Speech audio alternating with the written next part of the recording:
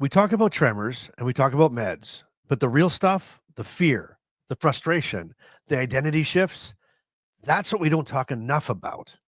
And here's the truth, those are the conversations that usually change lives. So stick around because today we're diving into the uncomfortable side of Parkinson's, the part that most people avoid, but everyone feels. And later, Carmen's joining me again to share how those raw, honest talks can make all the difference. But not just for the person living with Parkinson's, but for the care partner too. Welcome to Living with Parkinson's. The good, the bad, and the reality. Real talk, real life, real community with Bryce Perry. Let's begin. Hey everyone, and welcome back to Living with Parkinson's, the good, the bad, and the reality.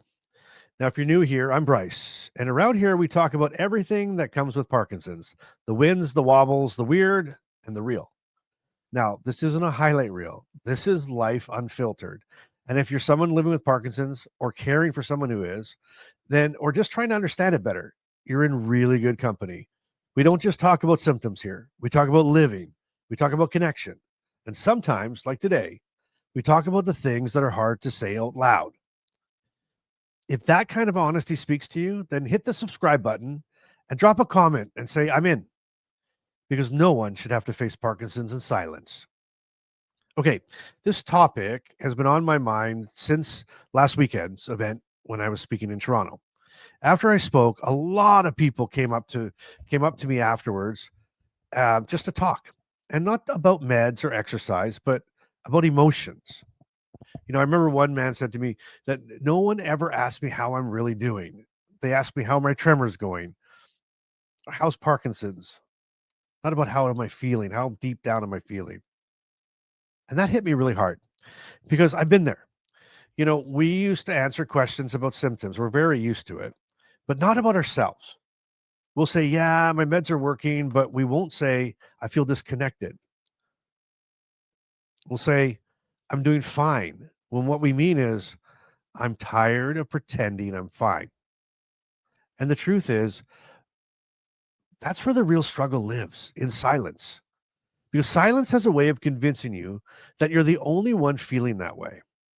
So today, let's talk about it. The fear, the sadness, the frustration, all of it. And I'll share some ways that I've learned to actually start those conversations, even when it's uncomfortable. Now, you don't have to open up to everyone. You just need one safe person. Now, that might be your partner, might be your best friend, or someone from your support group, or just someone who actually gets it. Start small.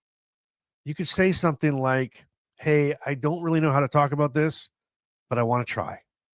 That's it. That's the doorway. And if you're the one listening, don't try to fix it. Just listen. That's gold. We all need someone who doesn't rush to patch us up. Just sit beside us in the mess, just for a minute.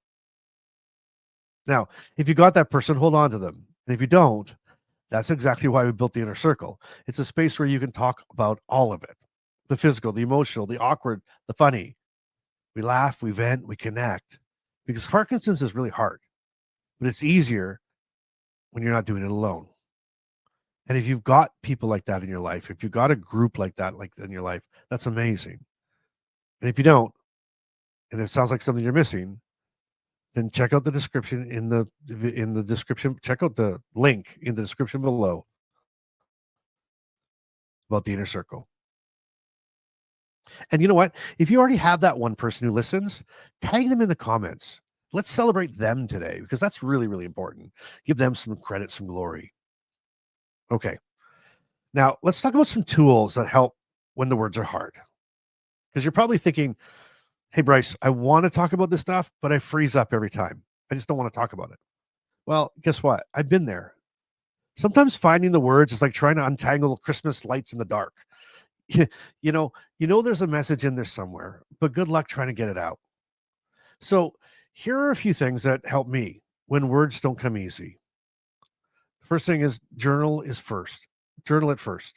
Sometimes I write it out, not fancy journaling, just brain dump, right? Just getting thoughts out of your head and onto paper. It clears space. That's why I'm actually working on this Parkinson specific journal right now. One that's going to let you track both symptoms and emotions, because Our mental health deserves the same attention as our med schedule. Think about that one for a second. And hey, comment journal below if it's something that you'd actually use. I'd love to know, because if no one would use it, what am I doing it for? Okay, here is number 2. Okay, so here's the second thing. It's voice notes.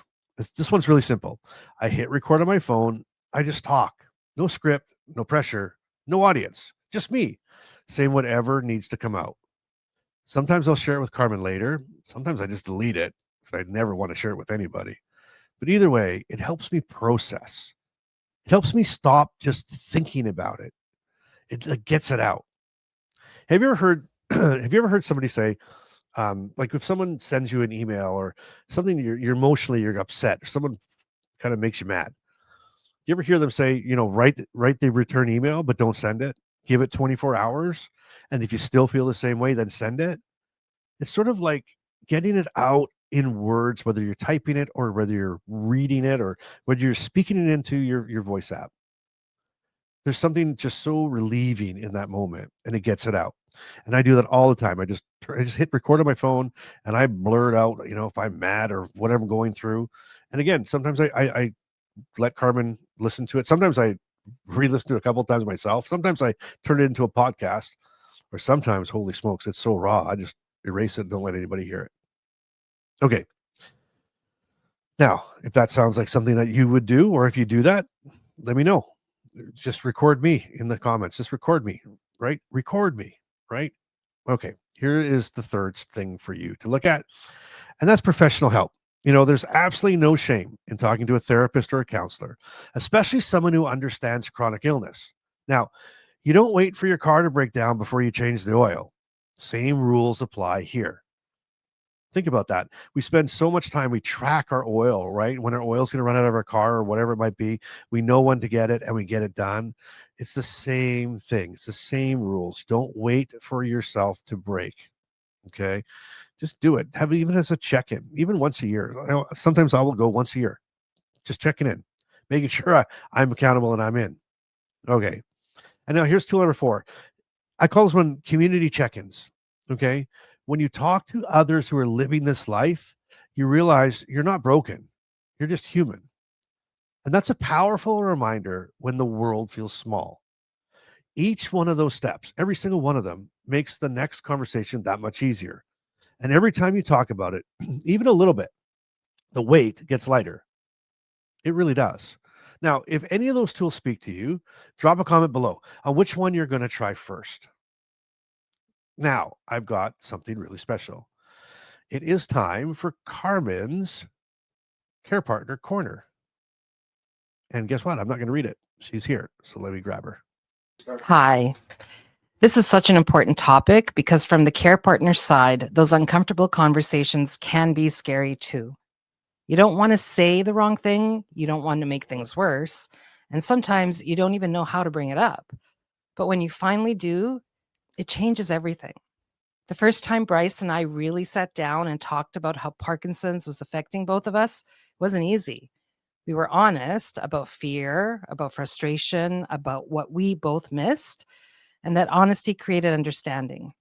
Because Parkinson's doesn't just impact one person, it impacts the whole relationship.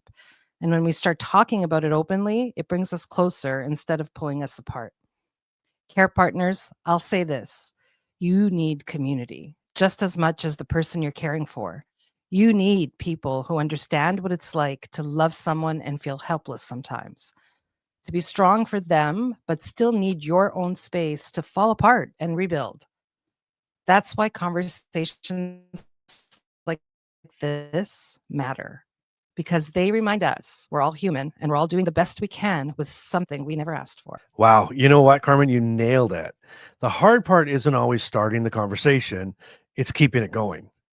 So here are 3 simple ways to make sure that these talks don't disappear after one emotional night on the couch. First, schedule it. I know it sounds romantic, right? Honey, it's Tuesday, time for our emotional check-in. But seriously, even 5 minutes a day makes a huge difference. No meds talk, no chores, just how are you doing? Second, use humor. Humor is our secret weapon. Carmen and I joke about things that would probably make other couples blush. Truly. Laughter breaks tension. It's one of the healthiest tools we have, and it reminds us that we're still us. And thirdly, don't wait for a crisis. Don't let things build up until you're both ready to explode. Talk while things are small, and it'll save you both a lot of pain later. And I'd love to hear what works for you. Drop a comment and share how you and your partner or your family keep these conversations going, because your ideas actually might help somebody else who's watching right now. Okay, so you made it this far. You made it to the Bryce-ism. Here is your Bryce-ism of the episode. With Parkinson's, silence is the symptom that hurts the most, but conversation is the medicine we can all give. All right. Well, if this episode hit home, please share it. Send it to somebody who needs to hear that they're not alone. That's how we change culture around Parkinson's, one honest conversation at a time.